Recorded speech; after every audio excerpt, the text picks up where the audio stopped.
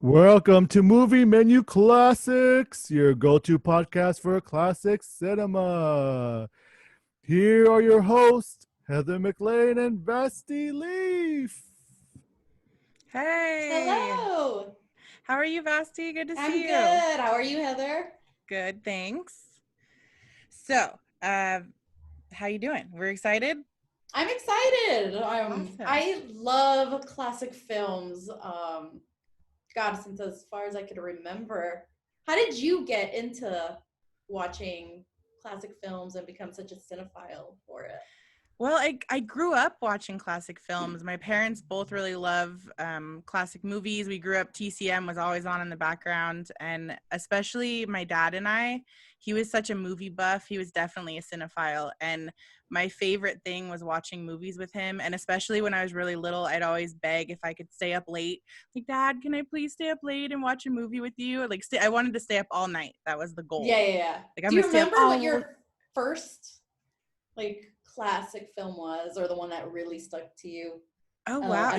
Age? I really don't, honestly, because it just was always classic movies. Mm-hmm. Like I said, it was just always on in the background. But there's just so many movies that I really love, including the one we're about to talk about. That was just it was in my heart from the time I was a child. We just watched it all the time, every year, every time it's on. It's one of those movies that if it's on, you put it on and you watch it wherever it is in the movie. But there's just a lot of movies like that. And it just was such a thing between my dad and I. And then my mom has classic movies that she loves. And so there's a lot of things I used to watch with her. Like, we used to love watching cheesy, 50s sci-fi. And we loved Godzilla. I loved Godzilla when I was a kid. I've actually never seen the original, stop motion Godzilla. And I want to. It's just sometimes it's about access, or you just wake up one day and you're like, oh, it's been 10 years. I wanted to watch it. Oh, that was on the list. So there's so many Godzilla movies, though. Actually, there's a bunch of them, and it was great. So I was assuming you're not talking about the 1998 one. No, that was there. So what got you into classic films? Sheerly wanting to stay up late, and the one that I remember from a very early age was when the 10 Commandments would be on ABC, and it was this 4-hour epic. And just because I did grow up in a religious household, so I was already familiar with the biblical part of the story. And even though the church had said, it's not accurate, but so I'm like, oh, can I watch it? She's like, yes. So I'm like, there I am watching till 11:30, and I loved it. I didn't have TCM growing up, so I was really at the mercy of what the library would have, or what was shown on TV for the film of the week, depending if it was on ABC or CBS, NBC. And I believe that's how I saw It's a Wonderful Life, was when it was on NBC. Probably, around age 9 is when I started really paying attention to fit what the film stories were about, not so much just staying up late. So speaking of It's a Wonderful Life, my background is a little homage to the romantic part of the story. Yes, I love it. I love your background. So this week we're talking about It's a Wonderful Life, released in December of 1946. It's based on The Greatest Gift by Philip Van Doren Stern, which I didn't know that. I didn't know that either. I'm really curious to read it now. Directed by the great Frank Capra, who also directed several other popular films at the time. But besides It's a Wonderful Life, I'm most familiar with Mr. Smith Goes to Washington. Yeah, that's one of my favorites. The screenplay by Francis Goodrich, Albert Hackett, and Frank Capra. So the synopsis is: an angel is sent from heaven to help a desperately frustrated businessman by showing him what life would be if he had never existed. Um, seems like it's a little more layered than that, but when you strip it down, yeah, that's what it's about. Yeah, this synopsis really it just was such a strange synopsis for me because it just doesn't, it's so cold. It doesn't feel like what the movie's about. And I was looking at him like, this isn't right. This is a terrible synopsis. Right. And then I'm like, wait, okay. So factually, if you, like you said, if you really strip it down, this is the basic one sentence plot of this movie. But this movie has so much heart and it just doesn't fit. And really for me, the movie's not so much about an angel showing him what life would be like if he had never existed. More of it is the angel learning about his life, and through that we learn about his life. So yes, the very beginning of the film is set up that this man is in a desperate place in his life. We don't even know what the place is, but we know that it's a pivotal moment in his life and an angel is about to be sent down to help him. But the angel is told, well, if you're going to help him, you need to learn about him. So sit down, pull up a chair, we're going to learn about his life. And so you as an audience are taken on a flashback from his childhood and just all the significant moments in his life and all of the moments that have brought him to this specific point. And on the way, we fall in love with him and his town, his family. It really is like the trailer says, and if you watch the trailer for this movie, it's a wonderful town and a wonderful life. And it's there's just so much heart in this film, and this is a very cold, stripped down synopsis of it. How do you feel? What I find could be problematic there being an angel immediately thrown at you, whether you're watching the film or reading the synopsis, is just there's so many people that just kind of like turn their brains off once they know if it's about heaven or angels, religion, this and that. They're like, out. I'm like, no, you really need to just ignore that part. Absolutely. Yeah, this really is it's not a religious film. It's not even really a spiritual film. That's such a small part of it. It really, this is George Bailey's story, and the angel and showing him about his life if he never existed, that's just the capsule that holds the story, or the vehicle we're using to get the story told. Right before we started talking, one of my husband's cousins asked me, can you just summarize it real quick? Like, why is this on like your top 2 films of all time? And the only thing I could come up with on the spot is it's really about finding the positive when life isn't working out the way you imagined it would be. And I think that's something that every single person on the planet can relate to. Absolutely. And whether it's God, just I might just short circuited right now because it's so totally complicated. It's so complicated and relatable in so many ways that I really can't just pick one thing. Oh no, you're absolutely right, though. But what you said is a great way to look at it, because that really is the heart. That is the heart, is that his life didn't go at all as he planned, and he feels like he's worthless, and everyone can have that moment. You're absolutely right, where we just feel like I've amounted to nothing, and you don't realize how little things can affect so many people, and that's it. It's just, this is a really beautiful story, you guys. You got to watch it. Yes, absolutely. And when did you watch it for this most recently, since we probably each lost count how many times we watched it?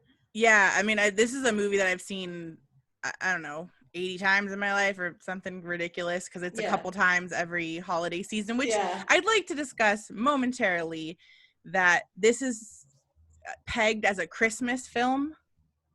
And like you were telling me when we talked about this before we watched it, that it was only being promoted as a Christmas film, like you were saying, in the 80s? I read that. Well, first of all, it completely bombed in the box office when it was released for Christmas in 1946.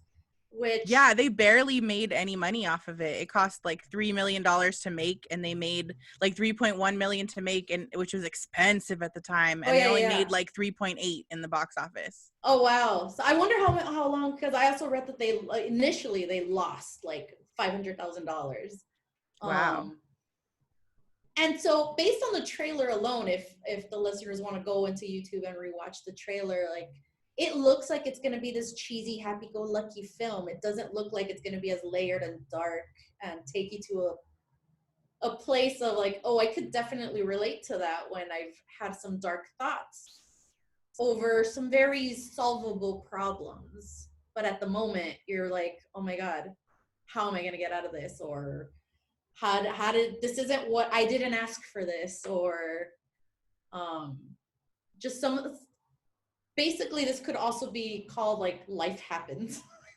Yeah, definitely. It doesn't really have anything to do with Christmas, except that it happens to be set, the beginning and the end happen to be set on at Christmas. Around. Yeah. That's pretty much but it. No, most of it you could relate to it even now with so many people just going through things that are just so out of your control, and you step up, you be there for your family, whether things were planned or not, illnesses, you name it. I think it's something that's so important to keep watching, just to remind. I watch it a couple times a year, not at Christmas, just to remind myself, like, even though X, Y, and Z isn't happening for me right now, I have so much to be thankful for, so many people to be thankful for, and it's something that personally I need constant reminding. And I think that's what this film does for me, is and I, right before recording this, I watched it last night, and it had been a little bit. I think I missed it the past 2 years, which never happens, but just, you get busy. And I probably cried the most watching it last night at parts that previously I hadn't cried before. Just because it hits, sometimes it's like when a song hits you a certain way after experiencing something. You're like, oh, I didn't notice that part, Yeah, absolutely. This film, I watched it today. Okay. For the first time since like the holiday season. Oh, by the way, we totally skipped this movie starring James Stewart, or Jimmy Stewart. Donna Reed plays his wife, and Lionel Barrymore. It's a great full cast. The list goes on. It's a town, so you kind of really get to know all of the characters in this film. But those are definitely the three leads. Lionel Barrymore is a very famous actor at the time, and he is the grandfather of Drew Barrymore.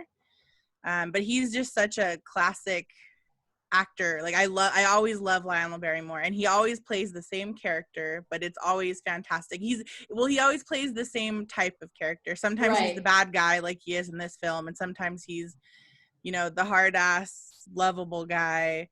But yeah, great actor. Donna Reed's fantastic in this film, and Jimmy Stewart is probably my favorite actor of all time. On my list of top 20 movies, he's probably in 6 of them, if not more.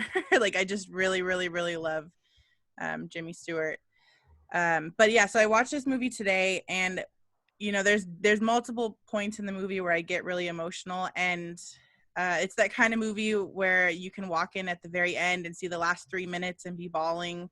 But there's other parts that hit me, but only in the last couple years, like you were saying. Like, just now, like, the more life experience you have, the more things hit you in a different way. Like, when I was a kid, this movie didn't make me cry. It was just a fun movie. 100%. And I remember I hadn't seen it in some years, because I went a couple years without like television, and right. And then I remember watching it, and all of a sudden I'm bawling, and it was at the end, so I'm crying at the end, and I'm like, oh, that's different. And now it happens every time. And then there's other moments, like the whole scene where he's in the drugstore. That's all I'm going to talk about, where he's with Mr. Gower. I cry at that scene harder than I do at the end. Like, it just, hits me so hard because just the old man, watching him, what a great performance, but watching him deal with like grief, and it's a beautiful moment. And I love Jimmy Stewart in this film. It's so raw and so layered and so nuanced, and just he's such a wonderful actor, and he's so charming. Like you can't see. Yeah, I love the first. So like we were talking about this movie, he is so handsome. The first time you're introduced to Jimmy Stewart in this movie, because as we've mentioned, it goes to a flashback. They show child George Bailey, and then in scenes with him as a child, but then it skips to him as an adult, and they actually freeze the frame, and the angel's like, "Why'd you stop it for?" And the head angel's like, "Take a look at that face, get to know that face." And the angel says like, "It's a nice face." Yeah, I like that face. And I'm like, me too. You like him. He's so likable and so relatable. And that was the beautiful thing. He's just effortless acting. And later I want to talk about some stuff with Jimmy Stewart and this film when we get to our trivia section. Yeah. Speaking of which, do you have any lovable trivia that we can learn about this film? Well, off the top of my head, I didn't know that he wasn't the first choice for this role. It went Cary Grant was thought of as the lead, and now I can't imagine that at all. Right. Yes. This was Jimmy Stewart's first film role after World War II. And so he famously was in the service, and I read that he didn't want to do it because he's like, no one's going to believe that I'm 21, because he has to go through these life moments as like, a 25-year-old, a 28-year-old, 40, whatever, so on. So it's forgivable now, but I do chuckle a little bit when I'm like, high school, all right. Right. But I could see where he was concerned. I'm not an actress, so I can't say I know what he went through, but I can imagine his reservations. Yeah, I definitely wanted to touch on Jimmy Stewart and the war. So he actually went to war for 4.5 years, because this was filmed, like you said, 1946, right after the war ended. And actually they filmed it in 45. It was released in 46.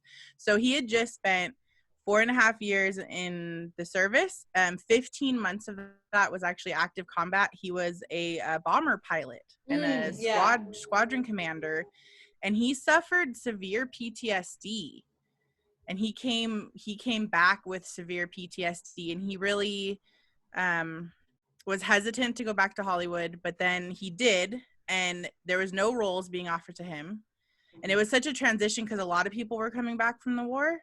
Right. He actually lived with Henry Fonda for a little bit. Neither of them were acting because they had both come back from war. He went back to LA. I think he was from Pennsylvania. I might be wrong about that, but sounds right. I feel like it was like Indiana, Pennsylvania or something. Correct us if we're wrong. Whoever just wants to shoot us. But so he moves back to Hollywood, and he lives staying with Henry Fonda because they're both kind of out of work actors, and nobody's offering him roles because there's all of these new leading men. And he came back supposedly, quote, looking like hell. Mm-hmm. There's pictures of him right after the war. Like there's pictures of him like right before the war, like 41, and then after, and he just looks like he's aged dramatically. Like he just looks awful. And so he gets talked into doing this film, basically. And like you said, he kind of didn't want to do it. And he wanted to do a comedy because he's like, everyone's had so much trauma. Let's do something fun. And then when this is being pitched to him by the studio director, it was like, let's make a film about a guy who wants to commit suicide. And he's like, that's not what I want to do. No one wants to see that.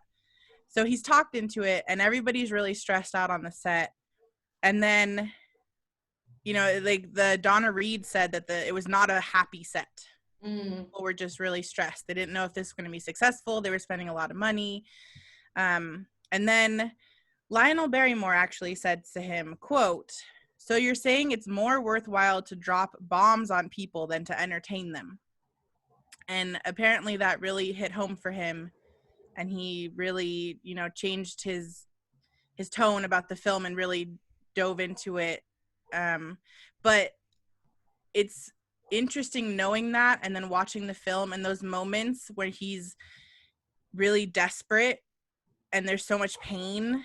I really think that was Jimmy Stewart actually working through his pain. And this is before the era of like method actors, but he was in a sense being a method actor because he was using his own pain and his own frustration to fill the role. And it was beautiful, and it's hard to watch, but it's a gorgeous thing to watch too, because Yeah. he just I'm glad you brought up the Lionel Barrymore thing, that he was the one that brought him into the film, and it, like at the end of the day, it seems like something he would do, right? He's like everyone's grandpa always, you know, and he used to have that word of wisdom. Right. It just it feels right. There's a specific scene that I mean, as I was going through my fandom of Jimmy Stewart, it really, I would say, peaked in college when I finally had access to TCM in the dorm rooms. I had the Whittier Public Library that I could just, whatever I felt like watching. They had a really good collection of classic films. So as I'm going through his filmography and got a little more familiar with him and his Hitchcock work, but upon falling in love with It's a Wonderful Life again as an adult right after high school, the one scene that always stuck out with me was when the camera pans directly in front of him when he realizes something's not right, and he just has this look of, I'm like, oh, that's a Hitchcock at the time I thought, oh, that's a Hitchcock reference if I ever saw one. I'm like, oh, he did Hitchcock after this. After the so I'm curious to know if Alfred Hitchcock saw that in It's a Wonderful Life.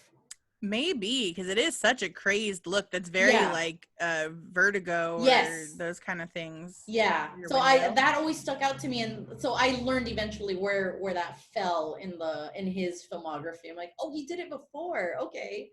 I wonder if that had any influence on his later roles with Hitchcock. My favorite scene of all time,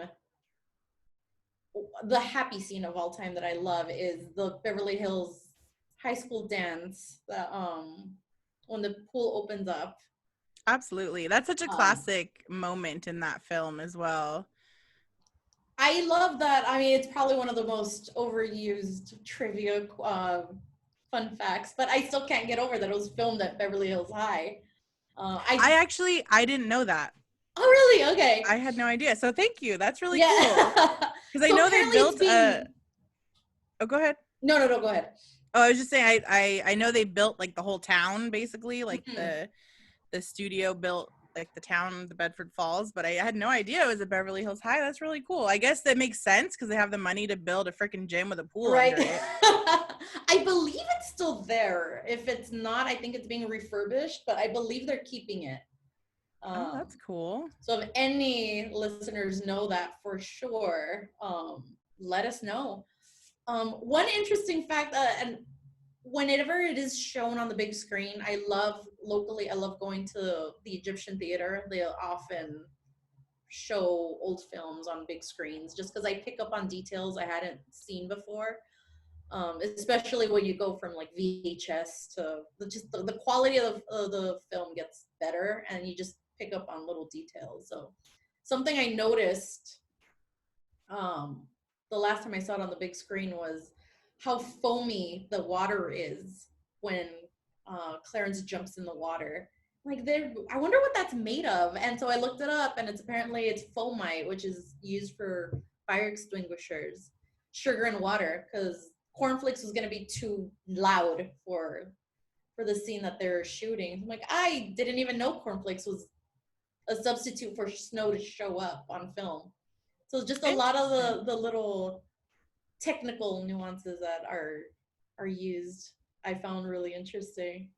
Yeah, that is really cool. I didn't think about that. I noticed that actually for the first time today when I watched it. It was the foam on his face. Yeah. And I was like, that's really odd. I guess it's supposed to be snow, but it's really a lot. So now, speaking of that, when I looked up at Amazon Prime, I was actually mildly upset about it.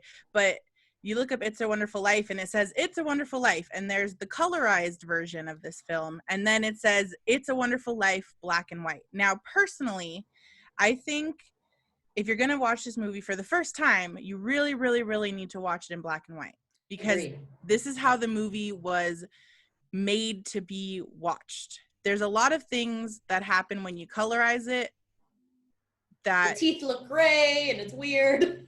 Yeah, and there's certain things that you're going to pick up on that they had to do to make it look good in black and white that are going to look super cheese in color. Right. Or also that you wouldn't notice in black and white, because it all just kind of, there's things in the background that blend together, but now that it's in color, it really pops. Right.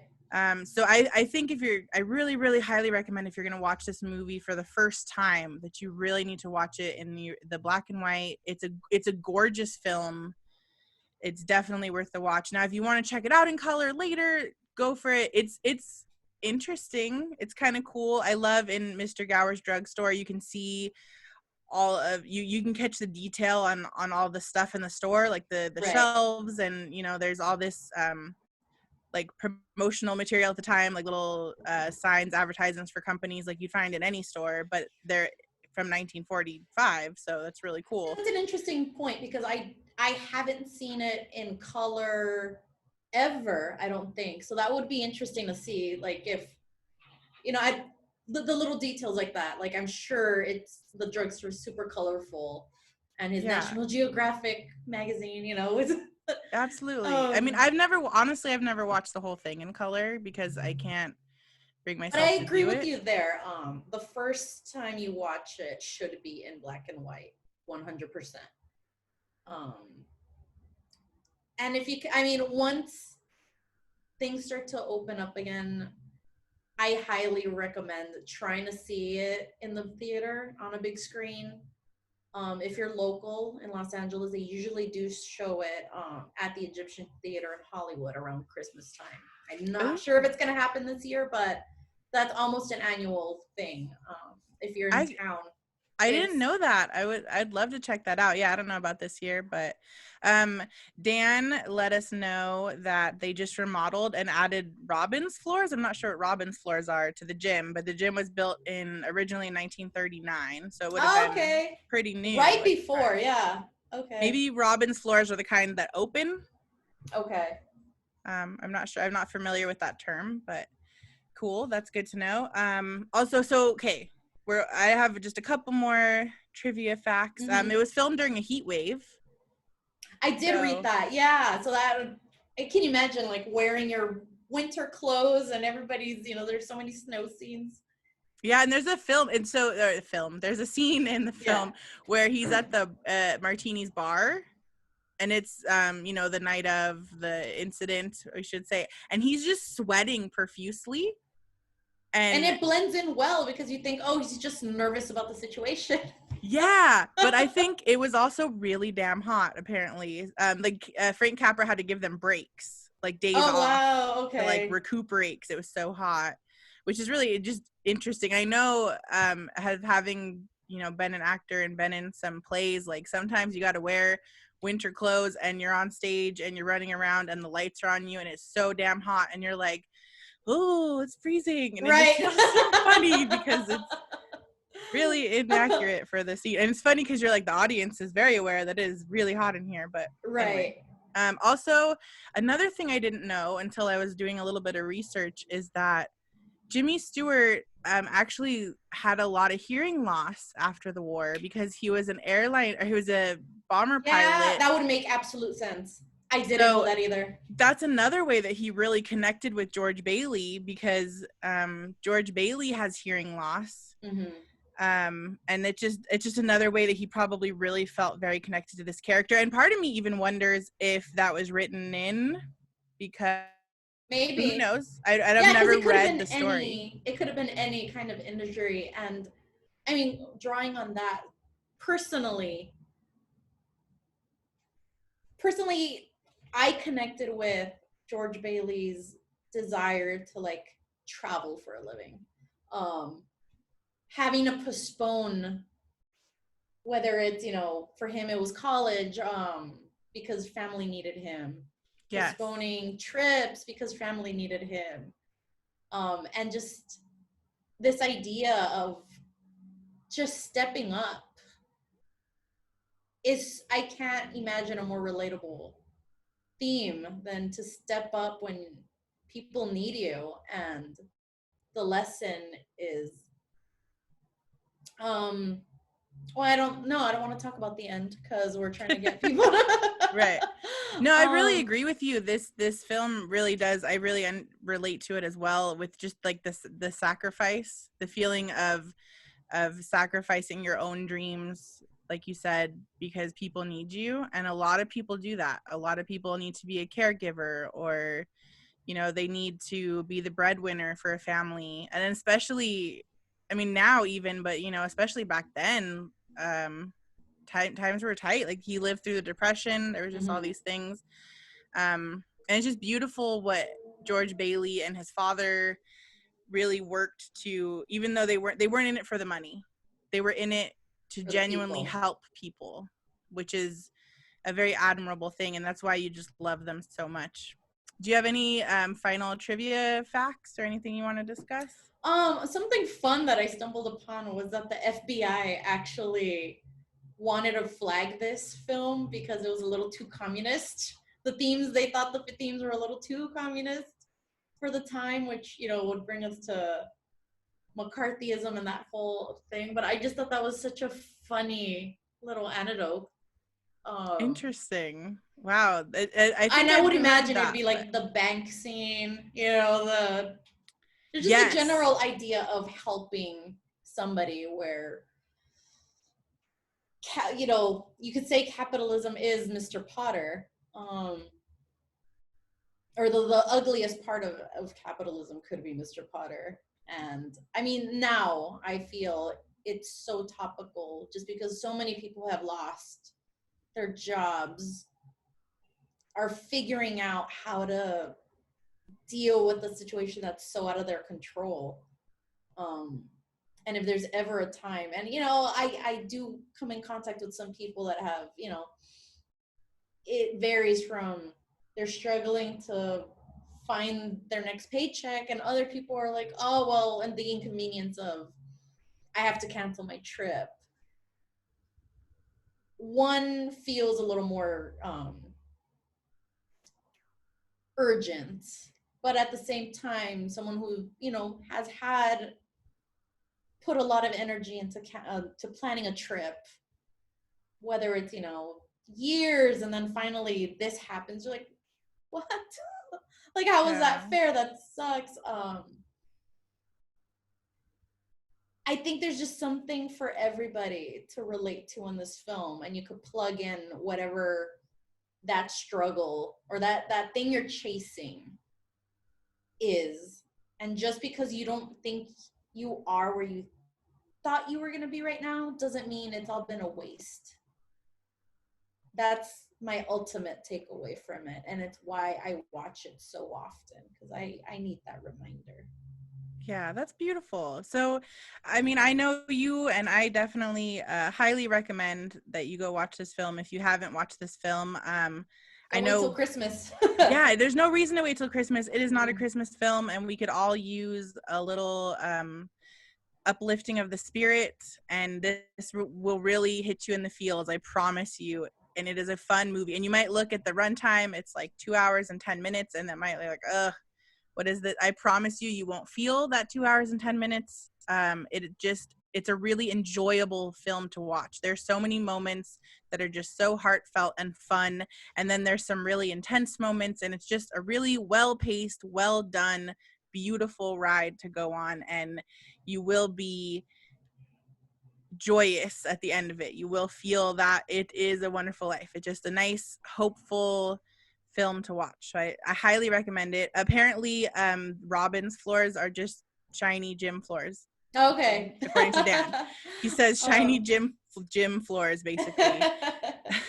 Okay, so with this podcast, we want to recommend films that we love.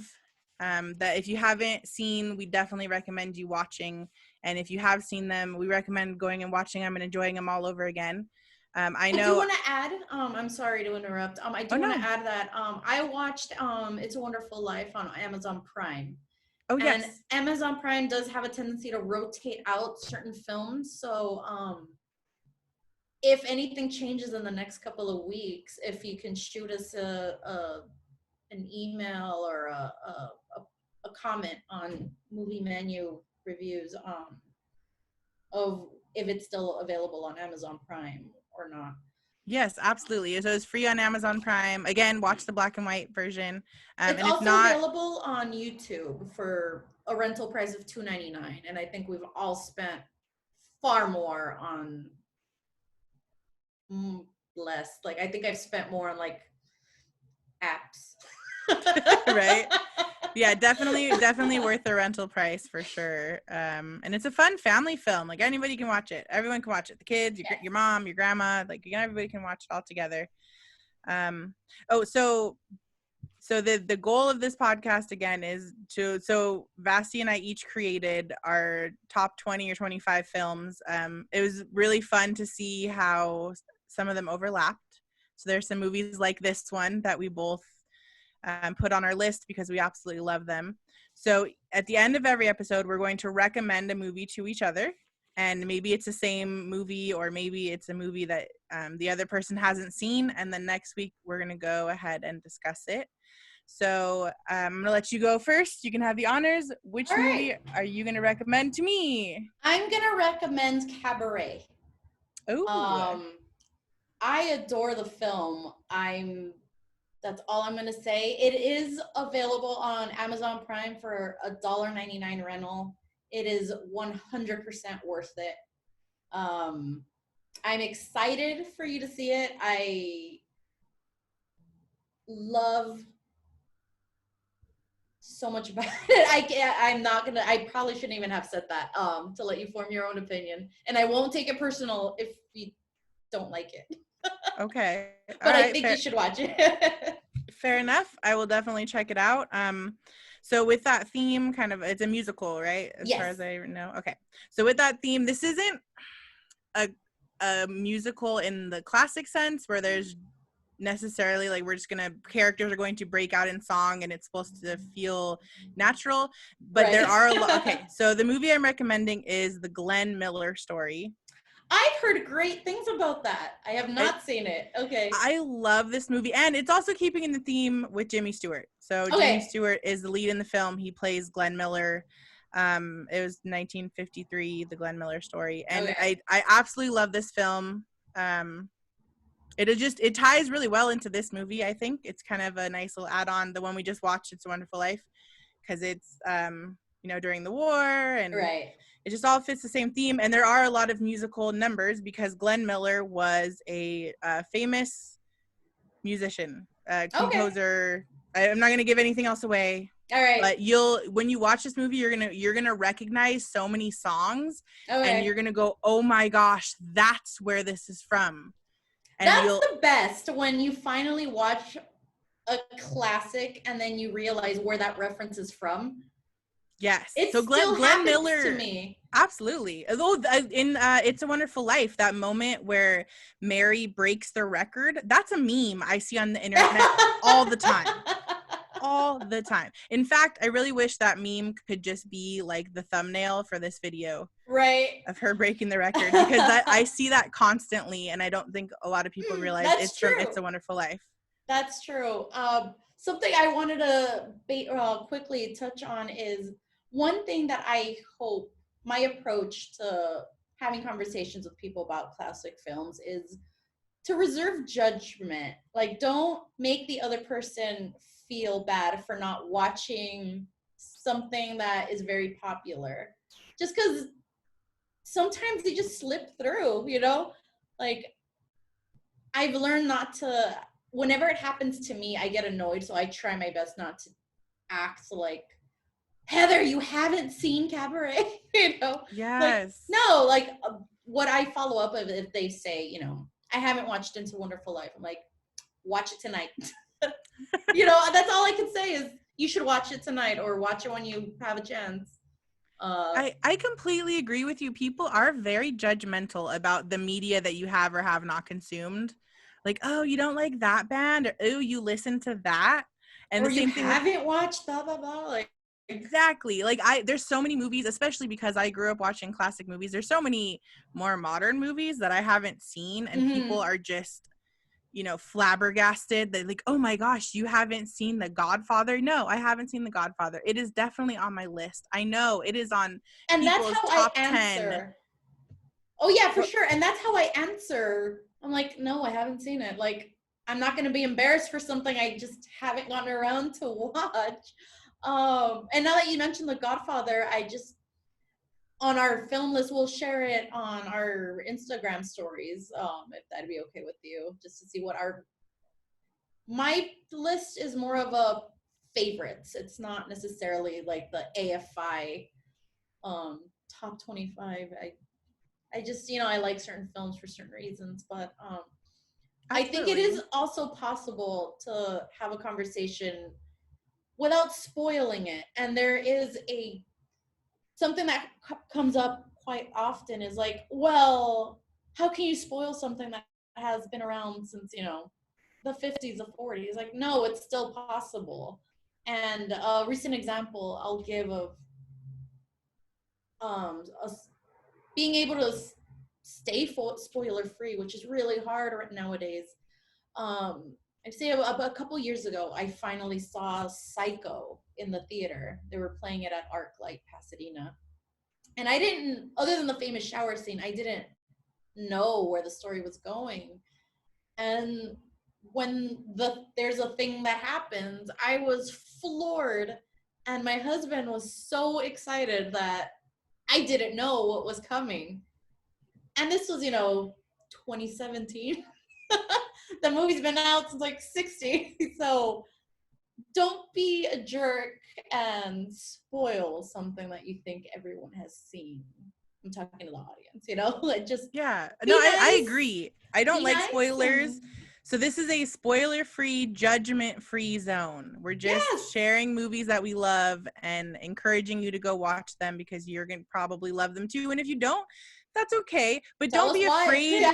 Yeah, absolutely. And don't be afraid of classic movies. They're not all boring. And it's just a little bit different way of storytelling. Sometimes, you know, I've gotten people to watch some of my favorite films with me, and I sit down and I'm all excited, and I forget that the first act of the film is kind of slow. Things were just at a different pace sometimes with classic movies, but sometimes you just got to give it a chance. Now, It's a Wonderful Life is not very slow at all.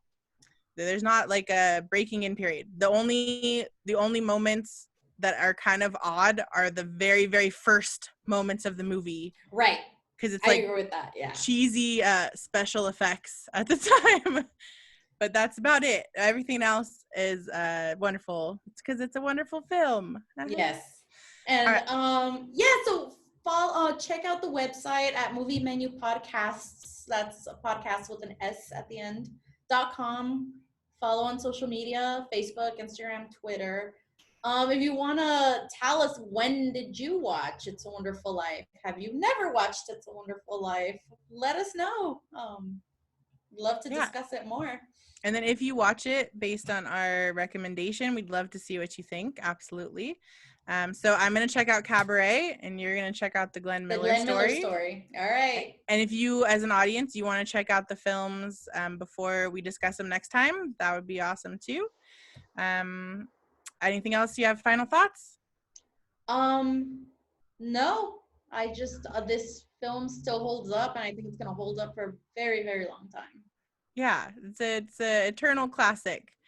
All right. Well, that's it for us. Thank you so much for joining us. We look forward to seeing you next time, and have a great, wonderful evening or day or wherever we're at.